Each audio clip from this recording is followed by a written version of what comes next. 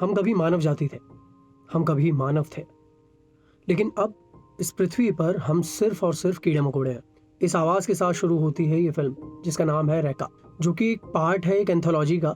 एक science fiction series है जिसमें 10 अलग अलग शॉर्ट फिल्म्स हैं, जिन्हें ओट स्टूडियो सेगमेंट के अंडर बनाया है नील ब्लोमकैम्प ने। ये नील ब्लोमकैम्प वही है जिसने ऑस्कर नॉमिनेटेड फिल्म डिस्ट्रिक्ट 9 को कोराइट और डायरेक्ट किया था। प्रोडक्शन वैल्यू, स्टोरी, ट्रीटमेंट, इतने कम टाइम में इस तरह से कहानी कहना, like a commentary on our society, alien invasion, या फिर dark humour, horror, science fiction के तड़के के साथ, सब कुछ कमाल। यहाँ ऐसा नहीं है कि ये गाड़ी उड़ा दी, वो बिल्डिंग उड़ा दी, एलियंस आए, तबाही हुई और फिल्म खत्म। यहाँ हर एक स्टोरी के पीछे ना काफ़ी सारी थ्योरीज हैं। I like it and I will try मैं इस एंथोलॉजी के सभी जो 10 एपिसोड्स हैं उन पर बात करूँ। अभी फर्स्ट एपिसोड यानी फर्स्ट शॉर्ट फिल्म जो कि रेका है, उस पर बात करते हैं। फिल्म की शुरुआत होती है टेक्सास में। ईयर 2020 है जो कि चला गया। अर्थ पर एलियन इन्वेजन हुआ है और सब जगह पर वर्मन्स ने तबाही मचाई है। वर्मन्स के आने के बाद से ना ह्यूमैनिटी तबाह हो चुकी है पूरी तरीके से, और जो बचे हैं वो कीड़े मकोड़ों से ज्यादा कुछ भी नहीं है। उन्हीं में से एक है क्लम्प, एलियन है जो कंट्रोल करता है ह्यूमंस को थ्रू टेलीपैथी। ये एलियन इतने खतरनाक है जितना नाश हम इंसानों ने हमारी पृथ्वी का नहीं किया ना अभी तक, ये हमसे कई करोड़ों कदम आ गया। एफिल टावर को इन्होंने ह्यूमन स्किन और ह्यूमन फ्लैश से पूरा भर दिया है। बिल्कुल वोक इंसानों की तरह इन्होंने भी जंगल को नष्ट कर दिया है, जिससे ग्लोबल टेम्परेचर जो है वो इंक्रीज हो गया है और पानी की ऐसी तबाही हुई है ना जिससे पूरे के पूरे शहर पानी में डूब गए हैं। इन्होंने मैनकाइंड के बनाए हुए जितने भी स्ट्रक्चर्स थे सबको तबाह कर दिया है और अपने लिए मीथेन गैस के बड़े बड़े स्ट्रक्चर्स बना दिए हैं, जिससे वो अपने लिए एटमॉस्फेयर क्रिएट कर रहे हैं। इंसानों को या तो इन्होंने ना स्लेव बना दिया है या फिर उन्हें बस अपने एक्सपेरिमेंट्स के लिए या म्यूटेशन के लिए ये लोग यूज कर रहे हैं। Humans have become surrogated incubators for these aliens। अब जो इंसान बच गए हैं ना, उन्होंने अपना एक ग्रुप फॉर्म किया है, रेवोल्यूशनरीज मान लीजिए उन्हें। उन्होंने अपने कुछ लोगों के लिए ना ब्रेन बैरियर्स बनाए हैं जो इन एलियंस से उनके माइंड को बचाने में उनकी हेल्प करेगा।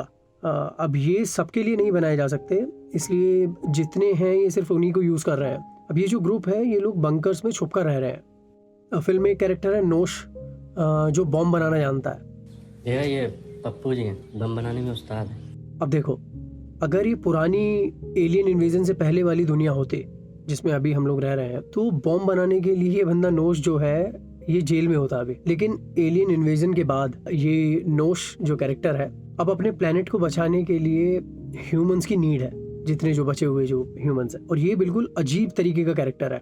ये जंक से कुछ भी बना सकता है, मतलब बॉम्ब्स हो, ब्रेन लॉक्स हो या कुछ भी। अब इंसानों के जो पॉलिटिशियंस होते हैं जिनकी हम ज्यादातर इंसान बात मानते हैं, हम इंडियंस तो कुछ ज्यादा ही मानते हैं, उन पॉलिटिशियंस को भी इन एलियंस ने अपने फायदे के लिए यूज कर रहे हैं। मतलब फिल्म में दिखाया भी गया है कि वो एक पॉलिटिशियन के कुछ एक डिवाइस लगाया है, उससे उसको ब्रेन वॉश किया जा रहा है, उसके दिमाग से छेड़छाड़ करके अपने मैसेज को उस पॉलिटिशियन के थ्रू वो कॉन्वे करवा रहे हैं। बाकी जो बचे हुए जो लोग हैं वो एक अबेंडेंट एरिया में उसको लेकर आते हैं, उस पॉलिटिशियन को, दो पीछे एलियंस चल रहे हैं। वहां से वो पॉलिटिशियन अपने इन लोगों से जो कि छुप कर रह रहे हैं, जो ये रेवोल्यूशनरीज हैं, इनको कह रहा है कि डरो मत, ये एलियंस हमारा बुरा नहीं चाहते हैं, ये हमको हेल्प कर रहे हैं, इन्होंने हमारे लिए एक पैराडाइज बनाया है लिटरली, और इनसे छुपो मत, बाहर आ जाओ, बंदूकें फेंक दो। ये ऐसा नहीं है जैसा आजादी से पहले हमें बनाया जा रहा था।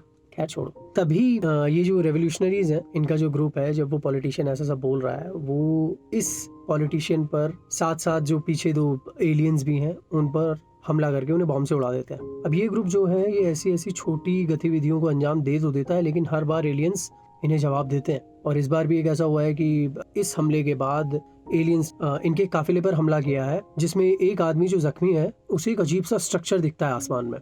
गोली मारने से पहले एक बार से वो दोबारा से आसमान की तरफ देखता है तो उसे कुछ ब्राइट ऐसा कुछ दिखता है आसमान में, जिसे वो एंजल मान लेता है, शायद उसे, मतलब ऐसा लगता है। आई एम डेफिनेटली श्योर इस पर लोगों की ना अलग अलग थ्योरी होगी ही, और हो भी सकती है, क्योंकि फिल्म में ना इसको बिबिकल सेल्वेशन कहा गया है, ये वर्ड यूज हुआ है वहां पर।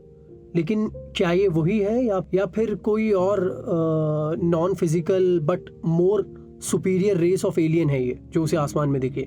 अब इससे पहले कि पूरी की पूरी अर्थ, पूरा का पूरा प्लैनेट इन एलियंस का हो जाए, this particular group of people wants to do something needful.